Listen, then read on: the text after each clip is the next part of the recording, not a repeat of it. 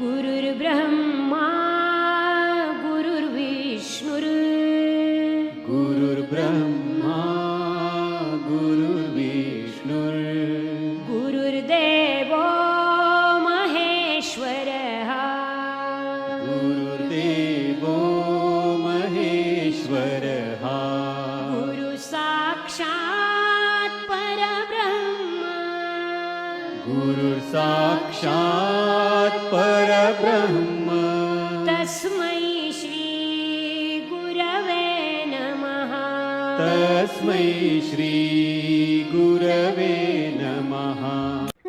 यदा यदा हि धर्मस्य ग्लानिर्भवति भारत अभ्युत्थानं धर्मस्य तदात्मानं सृजाम्यहं परित्राणाय साधूनां विनाशाय च दुष्कृतां धर्म संस्थापनार्थाय संभवामि युगे युगे।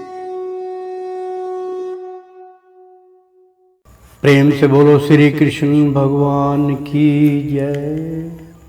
एक बार बोल दो ना राधे राधे। मित्रों प्रेम से बोलो श्री कृष्ण भगवान की जय। श्री भागवत यथारूपम 18 अध्याय चल रहा है। गीता का सार अध्याय 2। मित्रों मैं आचार्य श्री राजेंद्र कुमार सूर्यवंशी भगवान श्री कृष्ण की चरणों की धूल उनका शिष्य उनके अमृत की वर्षा भगवान श्री कृष्ण स्वयं कर रहे हैं। वो उनके द्वारा दिया गया प्रसाद में आपको वितरण कर रहा हूँ। मित्रों लेना मत भूलिए। प्रेम से बोलो श्री कृष्ण भगवान की जय। पिछले धारावाहिक में हमने अध्याय 2 में बतलाया था जो इस तथ्य को जानता है वही असली विद्वान है और उसके लिए शोक का कोई कारण नहीं हो सकता। यहाँ तक हमने पिछले अध्याय में बतलाया था। अर्जुन संवाद था, भगवान ज्वाल स्वाप कर रहे थे। अब इसके आगे का वर्णन हम शुरू करने जा रहे हैं। तो प्रेम से बोलो श्री नारायण नारायण। ना तवे वहा अजातु नसा ना तमा नेमे अजन दीपा ना चव ना भविष्याम सर्वे व्यामत पर्णम। ना नहीं तू लेकिन एव निश्चिति अहम मैं जातु किसी काल में ना नहीं आसम था ना नहीं तवम तुम ना नहीं इमे ये सब जन अधिपा राजागण ना कभी नहीं चा भी एव निश्चय ही ना नहीं भविष्ययाम रहेंगे सर्वेव्याम हम सब अते पर्णम। इससे आगे अनुवाद। ऐसा कभी नहीं हुआ कि मैं ना रहा हूं या तुम ना रहे हो अथवा ये समस्त राजा ना रहे हो और ना ऐसा है कि भविष्य में हम लोग नहीं रहेंगे। तात्पर्य वेदों में कठोपनिषद में तथा सवेता सवतर उपनिषद में भी कहा गया है कि जो श्री भगवान असंख्य जीवों के कर्म तथा कर्म फल के अनुसार उनकी अपनी अपनी परिस्थितियों में पालक हैं वही भगवान अंश रूप में हर जीव के हृदय में वास कर रहा है। केवल साधु पुरुष जो एक ही ईश्वर को भीतर बाहर देख सकते हैं पूर्ण एवं शाश्वत शांति प्राप्त कर पाते हैं। तो प्रेम से बोलो श्री कृष्ण भगवान की जय। नित्यो नित्यानाना चे अतन सा चेतनानम एको बहुना यो विदधाति कमाना तमातम मंत्र ए अस पश्यन्ति अशिवरास्त्रम सा शांति शाश्वती नेत्रेषाम कठोपनिषत्। जो वैदिक ज्ञान अर्जुन को प्रदान किया गया वही विश्व के उन समस्त पुरुषों को प्रदान किया जाता है जो विद्वान तो हैं किंतु जिनकी ज्ञान राशि न्यून है। भगवान यह स्पष्ट कहते हैं कि वे स्वयं अर्जुन तथा युद्ध भूमि में एकत्र सारे राजा शाश्वत प्राणी हैं और इन जीवों की वज्र तथा मुक्त अवस्थाओं में भगवान ही एकमात्र उनका पालक हैं। भगवान परम पुरुष हैं तथा भगवान का चिर संगी अर्जुन एवं वहां पर एकत्र सारे राजा गण शाश्वत पुरुष है। ऐसा नहीं है कि ये भूतकाल में प्राणियों के रूप में अलग अलग उपस्थित नहीं थे और ऐसा भी नहीं है कि ये शाश्वत पुरुष नहीं बने रहेंगे। उनकी असत्ता भूतकाल में थी और भविष्य में भी निभ्राद रूप से बनी हो रहेगी। अतः किसी के लिए शोक करने की कोई बात नहीं है। वह मायावादी सिद्धांत की मुक्ति के बाद आत्मा माया के आवरण से पृथक होकर निराकार ब्रह्मा में लीन हो जाएगा और अपनी सत्ता खो देगा।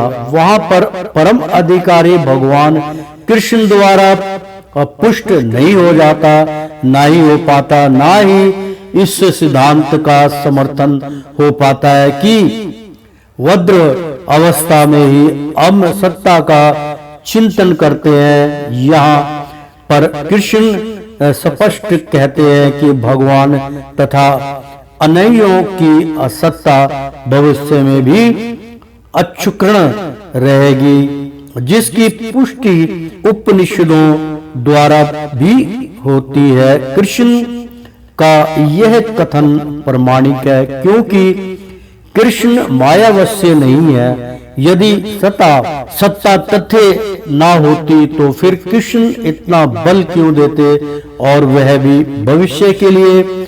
मायावादी यह तर्क कर सकते हैं कि कृष्ण द्वारा कथित सत्ता आध्यात्मिक ना होकर भौतिक है।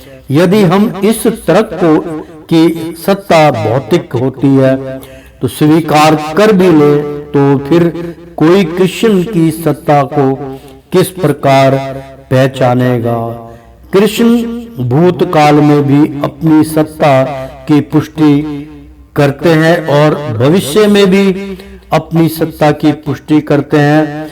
उन्होंने अपनी सत्ता की पुष्टि कई प्रकार से की है और निराकार ब्रह्मा उनके अधीन घोषित किया जा चुका है। कृष्ण सदा सर्वदा अपनी सत्ता बनाए रहे हैं। यदि उन्हें सामान्य चेतना वाले सामान्य व्यक्ति के रूप में माना जाता है तो प्रमाणिक शास्त्र के रूप में उनकी भागवत गीता को कोई महत्ता नहीं होगी। एक असामान्य व्यक्ति मनुष्य और मनुष्यों में के 4 अवगुणों के कारण शरण करने योग्य शिक्षा देने में असमर्थ रहता है। गीता ऐसे सत्य से ऊपर है। कोई भी संसारी ग्रंथ गीता की तुलना नहीं कर सकता। श्री कृष्ण को सामान्य व्यक्ति मान लेने पर गीता की सारी महत्ता जाती रहती है।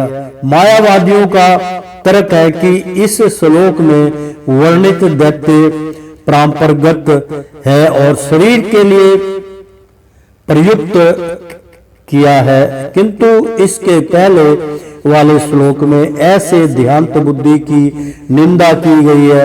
एक बार जीवों की देहात्म बुद्धि की निंदा करने के बाद वह कैसे संभव है कि कृष्ण पुण्य शरीर पर उसी व्यक्तित्व को दोहराते हैं।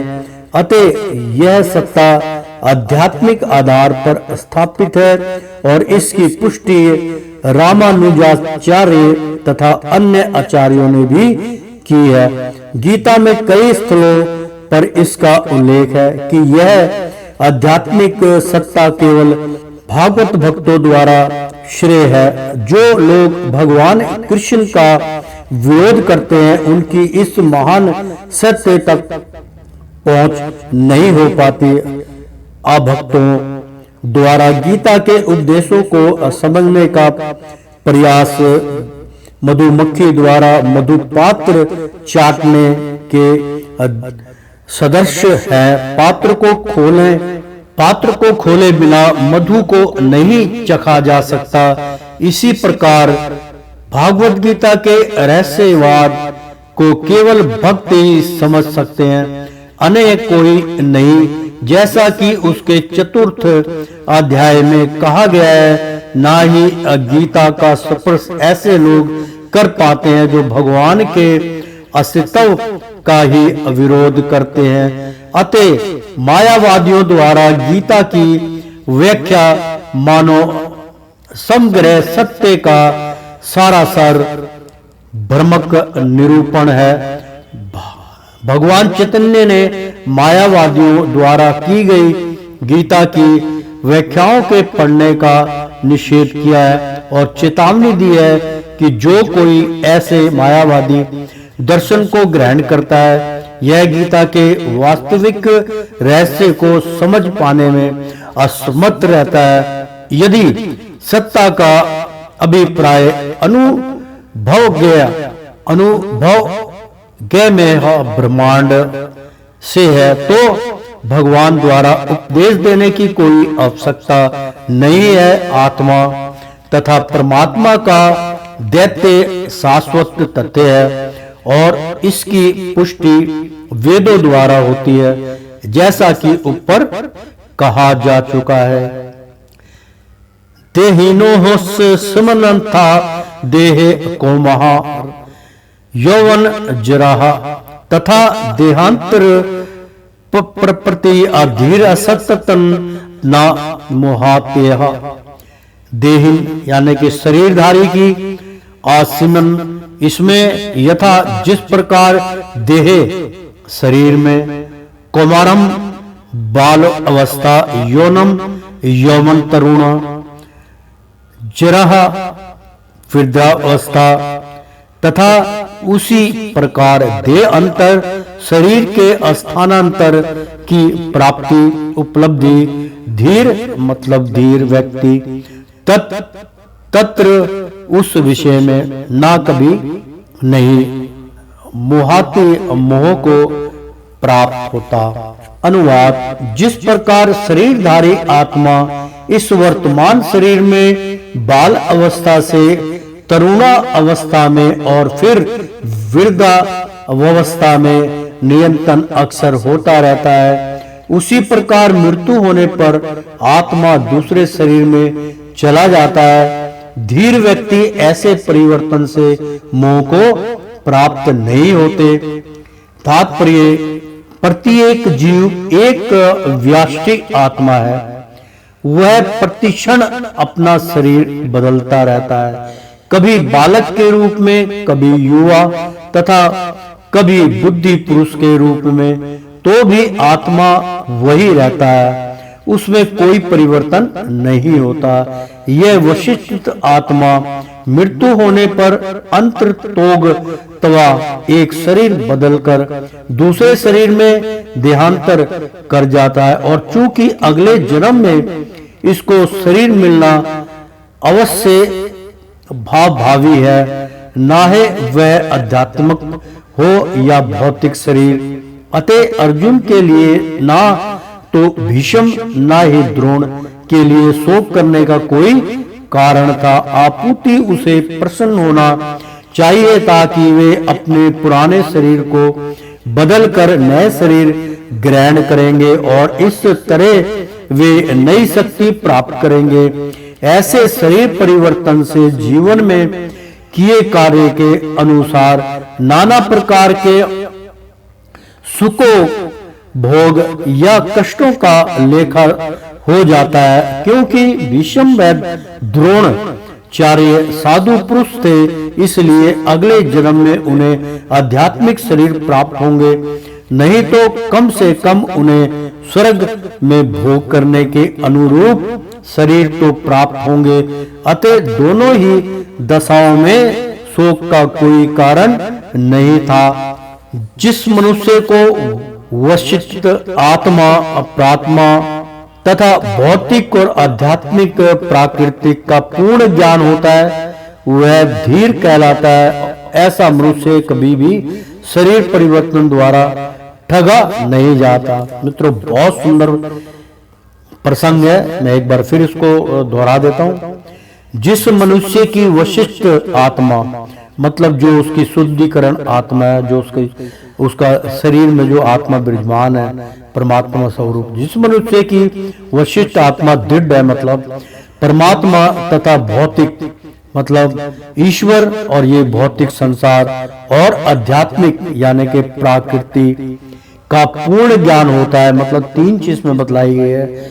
जिस व्यक्ति को आत्मा का ज्ञान, परमात्मा का ज्ञान, भौतिक संसार का ज्ञान, आध्यात्मिक का ज्ञान, प्राकृतिक का पूर्ण ज्ञान होता है, वह धीर कहलाता है। वो मतलब बिल्कुल शांति प्रिय मनुष्य हो जाता है। उसको किसी प्रकार का घमंड, बल, ये सब वो ऐश्वर्य उसके समाप्त हो जाते हैं। ऐसा मनुष्य कभी भी शरीर परिवर्तन द्वारा ठगा नहीं जाता।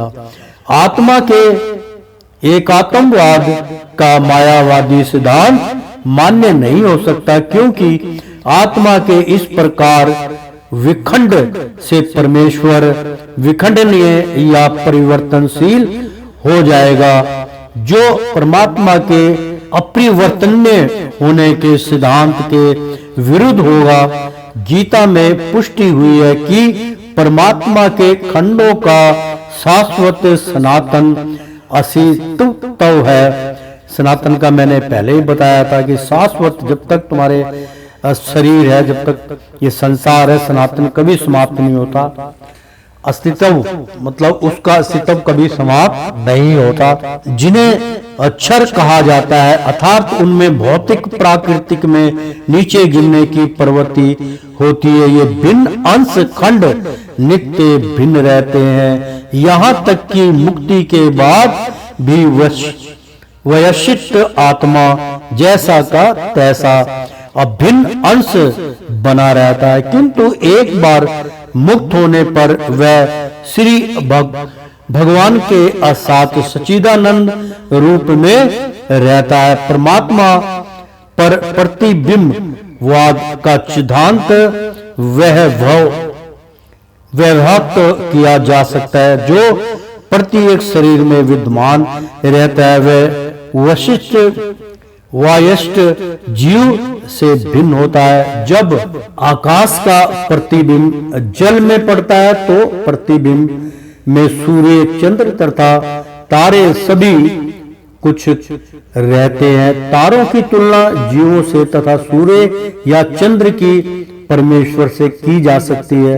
वैष्ट अंश आत्मा को अर्जुन के रूप में और परमात्मा को श्री भगवान के रूप में प्रदर्शित किया जाता है। जैसा कि चतुर्थ अध्याय के प्रारंभ में स्पष्ट है, वे एक भी पद पर नहीं होते। यदि अर्जुन कृष्ण के समान सतर पर हो और कृष्ण अर्जुन से श्रेष्ठतर न हो, तो उनमें उपदेशक तथा उपदेश का संबंध अर्थहीन होगा। यदि ये दोनों माया द्वारा मोहित होते हैं, तो एक को उपदेशक तथा दूसरे को उपदेश होने की कोई आवश्यकता नहीं है। ऐसा उपदेश व्यर्थ होगा, क्योंकि माया के चंगल में रहकर कोई भी प्रामाणिक उपदेशक नहीं बन सकता। ऐसी परिस्थितियों में यह मान लिया जाता है कि भगवान कृष्ण परमेश्वर है, जो माया द्वारा विस्मृत अर्जुन रूपी जीव से पद में श्रेष्ठ हैं। प्रेम से बोलो श्री कृष्ण भगवान की जय। मात्रा सपर सस्तु कौन्तेह शीतो अशीतृण सुख दुख खदाह आग मापयिनो आसन्नित्य संता सितित तीक्षक भारत मात्रा स्पर्शा इंद्रिया विषय तू केवल कौतन्य हे कुंती पुत्र शीत जड़ा उष्ण ग्रीम सुख सुख दुख तथा दुख दा देने वाला आगम आने वाला अपानित जाना अनित्य दक्षिण तान उनको तितिक्षक सहन करने वाला सहन का प्रयत्न करो। भारत हे भारतवंशी अनुवाद।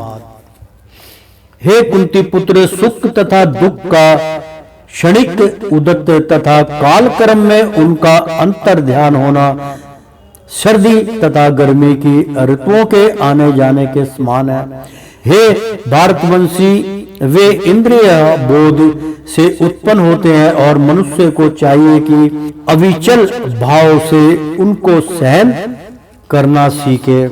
तात्पर्य मित्रों, कर्तव्य निर्वाह करते हुए मनुष्य को सुख तथा दुख के क्षणिक आने जाने को सहन करने का अभ्यास करना चाहिए। वैदिक आदेश अनुसार मनुष्य को माघ जनवरी और फरवरी के पास में भी प्रातःकाल स्नान करना चाहिए। उस समय आध्यात्मिक ठंड पड़ती है, किंतु जो धार्मिक नियमों का पालन करने वाला है वह स्नान करने में तनिक भी झिझकता नहीं। इसी प्रकार एक गृहिणी भीषण से भीषण गर्मी की ऋतु में मई जून के महीनों में भोजन पकाने में हिचकती नहीं, मतलब झिझकती नहीं है। वो जलवायु संबंधी असुविधाएं होते हुए भी मनुष्य को अपना कर्तव्य निभाना होता है। इसी प्रकार युद्ध करना क्षत्रिय का धर्म है, अतः उसे अपने किसी मित्र का परिजन से भी युद्ध करना पड़े तो उसे अपने धर्म से विचलित नहीं होना चाहिए। मनुष्य को ज्ञान प्राप्त करने के लिए धर्म के विधि विधान पालन करने होते हैं, क्योंकि ज्ञान तथा भक्ति से ही मनुष्य अपने आप को माया के बंधन से छुड़ा सकता है। अर्जुन को जिन दो नामों से संबोधित किया गया है वे भी महत्वपूर्ण है। कौतन्य कहकर संबोधित करने से यह प्रकट होता है कि वह अपनी माता की ओर से मातृकुल संबंधित है, और भारत कहने से उसके पिता की ओर से पितृकुल संबंध प्रकट होते हैं। दोनों ओर से उसकी महान विरासत है। महान विरासत के फल स्वरूप कर्तव्य निर्वाह का उत्तरदायित्व आ पड़ता है, अतः अर्जुन युद्ध से विमुख नहीं हो सकता। या ही ना व्यथयन्ते हेते पुरुषम पुरुषो सर्व समदोह खा सुख धीर सोहा मृत तत्वाय कल्पते। यम या का मतलब यम जिसको ही निश्चय रूप से ना कभी नहीं व्यथनंती विचलित नहीं करते, ऐते ये सब पुरुषम मनुष्य को पुरुष ऋषभस हे पुरुष श्रेष्ठ सम अपरिवर्तनीय है। दुख दुख में सुखम तथा सुख में धीरम धीर पुरुष श वह अमृत तत्व मुक्ति के लिए कल्पते योग्य है। अनुवाद। हे पुरुष श्रेष्ठ अर्जुन, जो पुरुष सुख तथा सुख से विचलित नहीं होता और इस दोनों समान रहता है वह निश्चित रूप से मुक्ति के योग्य है। तात्पर्य, जो व्यक्ति आध्यात्मिक साक्षात्कार की उच्च अवस्था प्राप्त करने के लिए दृढ़ प्रतिज्ञ है और सुख तथा दुख के प्रहारों को असंभव से सह सकता है, वह निश्चय ही मुक्ति के योग्य है। वर्णाश्रम धर्म में चौथी अवस्था अर्थात संन्यास आश्रम कष्ट साध्य अवस्था है, किंतु जो अपने जीवन को सचमुच पूर्ण बनाना चाहता है वह समस्त कठिनाइयों के होते हुए भी इन संन्यास आश्रम अवश्य ग्रहण करता है। ये कठिनाइयां परिवार के संबंध विच्छेद करने तथा पत्नी और संतान से संबंध तोड़ने के कारण उत्पन्न होती है, किंतु यदि कोई इन कठिनाइयों को सह लेता है तो उसके आध्यात्मिक साक्षात्कार का पथ निष्कटक हो जाता है। अतः अर्जुन को क्षत्रिय धर्म निर्वाह में दृढ़ रहने के लिए कहा जा रहा है। भले ही सर्वजनों या अन्य प्रिय व्यक्तियों के साथ युद्ध करना कितना ही दुष्कर क्यों ना हो, भगवान चैतन्य ने 24 वर्ष की अवस्था में ही संन्यास ग्रहण कर लिया था। यद्यपि उनके आश्रित उनकी तरुण पत्नी तथा वृद्धा मां की देखभाल करने वाला अन्य कोई ना था, तो भी उच्चादृष्ट के लिए उन्होंने संन्यास ग्रहण किया और अपने कर्तव्य पालन में स्थिर बने रहे। भगवान बंधन से मुक्ति पाने का यही एकमात्र उपाय है। मित्रों, यहाँ बहुत सुंदर प्रसंग है, मैं यहाँ पे थोड़ा सा उच्चारण करके बतलाऊंगा, क्योंकि यहाँ पर इस प्रसंग में तर्क वितर्क आपके अंदर चलेगा। इसमें बताया गया है कि भगवान चैतन्य जो थे वो बहुत ही भगवान के भक्त थे। तो भगवान चैतन्य ने 24 वर्ष की अवस्था में ही संन्यास ग्रहण कर लिया था। संन्यास ग्रहण का मतलब है उन्होंने घर गृहस्थी आश्रम को त्याग दिया था, भोग विलास समाप्त कर लिया था और संत की प्रवृत्ति उन्होंने धारण कर ली थी, ग्रहण कर लिया। या यद्यपि उनके आश्रित उनकी तरुण पत्नी, मतलब जिसके प्रति उनका ज्यादा मोह था, उनकी तरुण पत्नी तथा वृद्धा माँ, बुढ़ी माँ की देखभाल करने वाला अन्य कोई ना था। मतलब चैतन्य भगवान जो थे उनकी पत्नी और उनकी वृद्ध माता का भी कोई देख रेख करने वाला नहीं था। तत्पश्चात भी उन्होंने संन्यास धारण किया। आशित उनकी तरुण पत्नी तथा वृद्धा मां की देखभाल करने वाला अन्य कोई ना था, तो भी उच्चादर्श मतलब एक उच्च कोटि का दर्शन मार्ग के लिए उन्होंने संन्यास ग्रहण किया। संसार, क्योंकि वो उस अवस्था तक पहुंच गए थे जहां तक पहुंचना बहुत कठिन होता है। वो तीनों लोगों के स्वामी को जान गए थे। भगवान श्री कृष्ण, गीता, सब कुछ उनको ज्ञान प्रकट हो चुका था, इसलिए उन्होंने संन्यास ग्रहण करके और इसकी प्रचार के लिए उन्होंने संन्यास ग्रहण किया था और पीछे की कोई चिंता नहीं थी उनको। तो संन्यास ग्रहण किया और अपने कर्तव्य पालन में स्थिर बने रहे। भव बंधन से मुक्ति, यानी कि जो उनका मोह माया का बंधन था, उससे मुक्ति पाने का यही एकमात्र उपाय है कि भगवान से जुड़ जाओ। सारे कर्म करते हुए हरि महाराज से, जो भी कर्म करते हुए सोचो कि मैं हरि महाराज की कृपा से, श्री कृष्ण की कृपा से ही ये कर्म कर रहा हूं, मैं उनके लिए ये कर्म कर रहा हूं, अन्यथा मुझे इससे कोई लेना देना नहीं है, मैं इसके प्रति आसक्त नहीं होऊंगा। भगवान श्री कृष्ण की चरणों की भक्ति के प्रति मैं आसक्त हूं, ऐसा निर्णय प्राणी को लेना चाहिए, तब वो मोक्ष के द्वार तक पहुंच जाता है। नासतो विद्यते भावो न भावो विद्यते संतः उभयोरपि हृष्टोत्तन सत्तवन अयोस्तत तव दस्यम्भिया ना नहीं। आसक्त आसक्त का विदते है भाव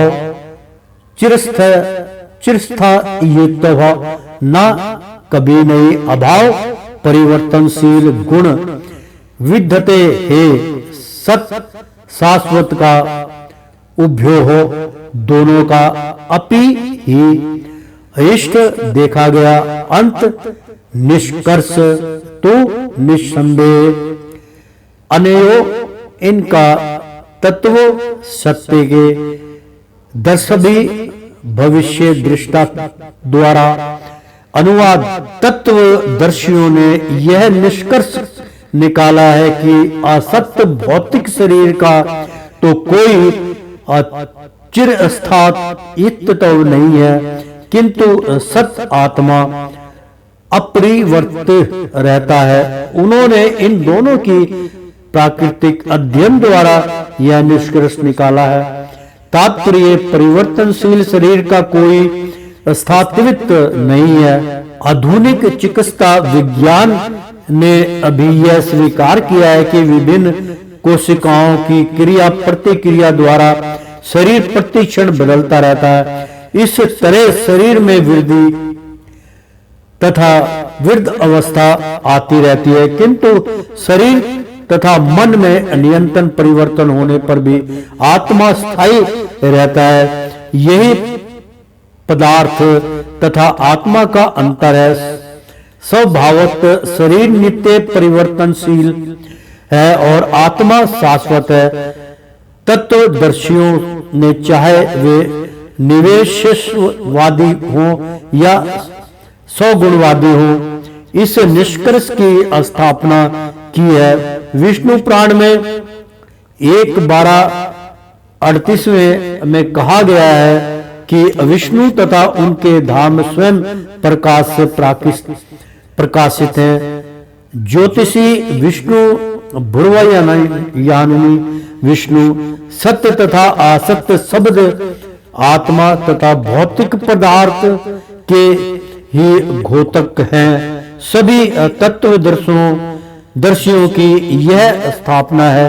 यहीं से भगवान द्वारा अज्ञान से मोहग्रस्त जीवों को उपदेश देने का शुभारंभ होता है। अज्ञान को हटाने के लिए आराधक और आराध्याय के बीच पुण्य शाश्वत संबंध स्थापित करना होता है और फिर अंश रूप जीवों तथा श्री भगवान के अंतर को समझना होता है। प्रेम से बोलो श्री कृष्ण भगवान की।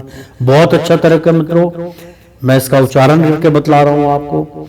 यही से भगवान द्वारा अज्ञान से मोहग्रस्त जीवों को उपदेश देने का शुभ आरंभ होता है। अज्ञान को हटाने के लिए आराधक जो उनकी आराधना करते हैं, आराधक और आराध्य जो उनका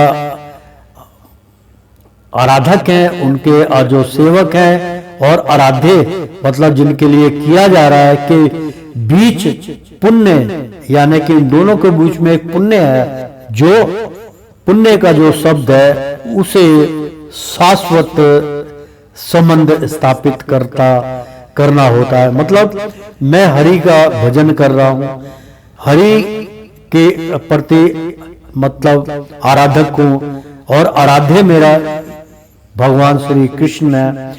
इसलिए वह दोनों के बीच में जो मुझे प्राप्त होगा, जैसे दो चीज जब मथन होता है तो तीसरी चीज पैदा होती है। मदनी होती है जो उसको दूध को मथते हैं, मतलब दही को मथा जाता है तो उसमें से मक्खन निकलता है, सब कुछ अलग अलग हो जाता है। तो इन दोनों का जब आप संबंध स्थापित कर लेते हैं और दोनों से न्याय कर लेते हैं तो इसमें जो चीज उत्पत्ति होती है उसका नाम है शाश्वत, जो अंत तक आपके साथ चलेगी। शाश्वत यानी कि सनातन संबंध स्थापित करना होता है और फिर अंश रूप जीवों तथा श्री भगवान के अंतर को समझना होता है कि शाश्वत संबंध स्थापित करना होता है कि भाई कुछ मुझे प्राप्त हो रहा है, और फिर अंश रूप जो अंश है, अंश रूप जीवों तथा श्री भगवान के अंतर को, मतलब जो आम प्राणी है, आम अंश है, उस रूप को भगवान के अंतर को समझना चाहिए कि हरि महाराज में और साधारण प्राणी में, पशु पक्षी जितने भी जीव हैं उनमें क्या अंतर होता है।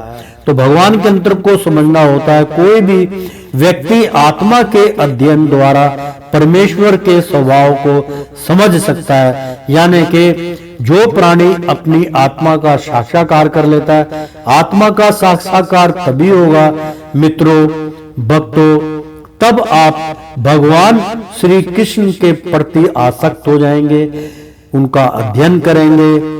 जितना भी समय आपको प्राप्त हो उनका स्मरण कीजिए, सिर्फ उनके अलावा। और ये भौतिक संसार की सारी सुख सुविधाएं अपने अंतर्कण से निकाल दीजिए। जब आप सुमरन करते हैं तो केवल हरि का ही उपासक आपको होना चाहिए। तो इसी के लिए भागवत हमारी भगवान श्री के मुख द्वारा कह रहे हैं, वो श्री भगवान के अंतर को समझना होता है। कोई भी व्यक्ति आत्मा के अध्ययन द्वारा, यानी कि आत्मा का साक्षात्कार तभी होगा जब परमात्मा के प्रति आपकी आत्मा, आपका मन, तन, बुद्धि सब उसमें आसक्त हो जाए तो आत्मा का साक्षात्कार हो जाता है। तो आत्मा के अध्ययन द्वारा परमेश्वर के स्वभाव को समझ सकते हैं। आत्मा तथा परमात्मा का अंतर अंश तथा पूर्ण के अंतर के रूप में है। वेदांत सूत्र तथा श्री भागवत में परमेश्वर को समस्त उद्भव प्रकाश का मूल माना गया है। ऐसे उद्भवों का अनुभव परा तथा अपरा, यानी कि प्राकृतिक और ये युग, उरे और परे का ज्ञान। तो परा तथा अपरा, परे का ज्ञान और यहाँ का ज्ञान अपरा प्राकृतिक कर्मों द्वारा किया जाता है। जीव का संबंध परा प्राकृतिक से है, जैसा कि 7वें अध्याय से स्पष्ट होगा। यद्यपि शक्ति तथा शक्तिमान में कोई अंतर नहीं है, किंतु शक्तिमान को परम माना जाता है और शक्ति या प्राकृतिक को गौण। अतः सारे जीव उसी तरह परमेश्वर के सदैव अधीन रहते हैं, जिस तरह सेवक स्वामी के या शिष्य गुरु के अधीन रहता है। अज्ञानावस्था में ऐसे अस्पष्ट ज्ञान को समझ पाना असंभव है। अतः ऐसे अज्ञान को दूर करने के लिए सदा सर्वदा के लिए जीवों को प्रबुद्ध करने हेतु भगवान भागवत गीता का उपदेश देते हैं। तो प्रेम से बोलो श्री कृष्ण भगवान की जय। अविनाशी तू तदे येन सर्वविद तातम विनाश मम्मे व्यास्यायस्य न अकशितक तुम हेति हृतः। अविनाशी अविनाशी नाश रहित तू, लेकिन तत् उसे विद्धि जानो, येन जिससे सर्वम स्वर्ण शरीर हृदम यह तत्तम परिव्याप्त विनाशम नाश अव्यय यस्य अविनाशी का अश्य इस ना कशिचित कोई भी नहीं कुर्तम करने के लिए आहर्ति समर्थ है। अनुवाद, जो सारे शरीर में व्याप्त है उसे ही तुम अविनाशी समझो। उस अवयव आत्मा को नष्ट करने में कोई भी समर्थ नहीं है। तात्पर्य, इस श्लोक में संपूर्ण शरीर में व्याप्त आत्मा की प्रकृति का अधिक स्पष्ट वर्णन हुआ है। सभी लोग समझते हैं कि जो सारे शरीर में व्यापक है, मतलब इंद्रियों के बारे में मित्रों बतलाया जा रहा है। और जैसा कि अब आगे बतलाया जाएगा, 5 ज्ञान इंद्रियां होती है, 5 कर्म इंद्रियां होती है, उसी के अधीन हमारा ये पूरा शरीर संचालन करता है। इसी का वो तात्पर्य बतला रहे कि इस श्लोक में संपूर्ण शरीर हमारा हो गया में व्यापक आत्मा, उसी के बीच में एक आत्मा है कि प्राकृतिक का अधिक, मतलब वो प्राकृतिक के देन को देखती है, का अधिक स्पष्ट वर्णन, मतलब उससे भी ज्यादा अधिक वर्णन हुआ है कि सभी लोग समझते हैं कि जो सारे शरीर में व्यापक है वह चेतना है। प्रत्येक व्यक्ति को शरीर में किसी अंश या पूरे भाग में सुख दुख का अनुभव होता है, किंतु चेतना की यह व्यापित किसी के शरीर तक ही सीमित रहती है। एक शरीर के सुख तथा दुख का बोध दूसरे शरीर को नहीं हो सकता, ना ही हो पाता। फलत प्रत्येक शरीर में विशिष्ट आत्मा है और इस आत्मा की उपस्थिति का लक्षण वैशिष्ट चेतना द्वारा अपरिलक्षित होता है। इस आत्मा को बाल के अग्रभाग के 10,000वें भाग के तुल्य बताया जाता है, तभी इसको सूक्ष्म बोलते हैं। सवेतश्वोत्तर उपनिषद में 5वें और 9 में इसकी पुष्टि हुई है। बालग्रस्त भाग्यस्य सातदा कल्पिते से चा भागो जीव सा विज्ञ क्षण त्याजा कल्पते। यदि शरीर के अग्रभाग को 100 भागों में विभाजित किया जाए और फिर उसमें से प्रत्येक भाग को 100 भागों में विभाजित किया जाए तो इस तरह के प्रत्येक भाग की माप आत्मा की परिमाप है। इसी प्रकार यही कथन निम्नलिखित श्लोक में मिलता है। प्रेम से बोलो श्री कृष्ण। मित्रों, बहुत सुंदर श्लोक है। मैं आपके समझ में आया होगा, लेकिन मैं फिर भी इसका उच्चारण करके आपको अब बतला देता हूँ। यदि शरीर के अग्रभाग, यानी कि अग्रभाग में क्या होता है, हमारे बाल है। बालों की अगर गणना की तो एक बाल निकाल के अगर आप उसको छोटे छोटे भागों में बांटते हो तो उसको दूसरी भाषा में हम ये कह सकते हैं कि मान लीजिए एक बाल की हमारी मोटाई है। एक बाल की मोटाई लगभग 1 से 3,000 मोटी होती है और 1,000 के अंदर आप काउंट नहीं कर सकते हैं कि कितने भाग उसमें होते हैं। जितने मर्जी कर लो, हवा से बातें करना शुरू कर लो, असंख्य होते हैं।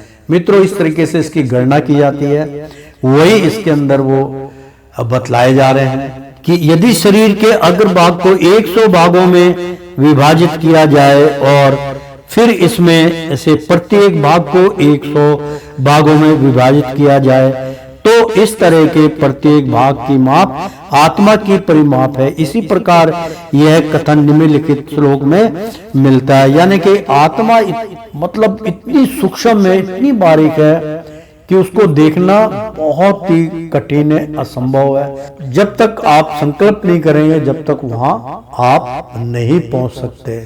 तो मित्रों, केसा ग्रस्त भाग्य से संतासा सदृशात्मक जीव सूक्ष्म स्वरूप पोंग्य संख्या तो ही अचुक चक्कण। आत्मा के परमाणुओं को अंतरकण जो माप में बाल के अगले भाग नोक के 10,000वें भाग के बराबर है। इस प्रकार आत्मा का प्रत्येक कण भौतिक परमाणुओं से भी छोटा है और ऐसे असंख्य कण यह अत्यंत लघु आत्म सुपलिंग भौतिक शरीर का मूल आधार है और इस आत्म सपलिंग का प्रभाव सारे शरीर में उसी तरह पर्याप्त है जिस प्रकार किसी औषधि का प्रभाव व्याप्त करता है। आत्मा ही विद्युत धारा यदि और सारे शरीर में चेतना के रूप में अनुभव की जाती है और यही आत्मा के अस्तित्व का प्रमाण है। सामान्य से सामान्य व्यक्ति भी समझ सकता है कि यह भौतिक शरीर चेतना रहित होने पर मृतक हो जाता है और शरीर में इस चेतना को किसी भी भौतिक उपचार से वापस नहीं लाया जा सकता। अतः यह चेतना भौतिक संयोग के फलस्वरूप नहीं है, आपूर्ति आत्मा के कारण है। मुंडक उपनिषद में 3:1-9 असूक्ष्म आणिक आत्मा की ओर अधिक विवेचना हुई है। तो प्रेम से बोलो श्री कृष्ण भगवान की जय। मित्रों, बहुत सुंदर इसमें जो है आज का ये प्रसंग जो चेतना के बारे में मतलब चेतना का होता है कि एक होती चेतना और एक होता अचेत। मतलब अचेत अवस्था जो होती है वो ऐसे हो जाती है, अगर जैसे आदमी बेहोशी हालत में चला जाता है उसको भी चेतना अचेत कहते हैं, अचेत हो गया, इसके हिलजुल नहीं रहा है, चेतना इसकी जो है बेहाल हो गई है।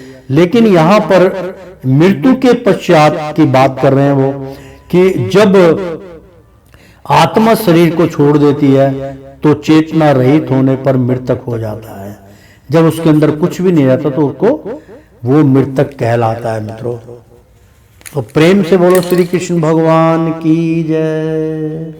श्रीमन नारायण नारायण हरि हरि, तेरी लीला सबसे न्यारी न्यारी, बोलो हरि हरि। ओ श्रीमन नारायण नारायण हरि हरि। प्रेम से बोलो श्री कृष्ण भगवान की जय। एक बार बोल दो ना, राधे राधे।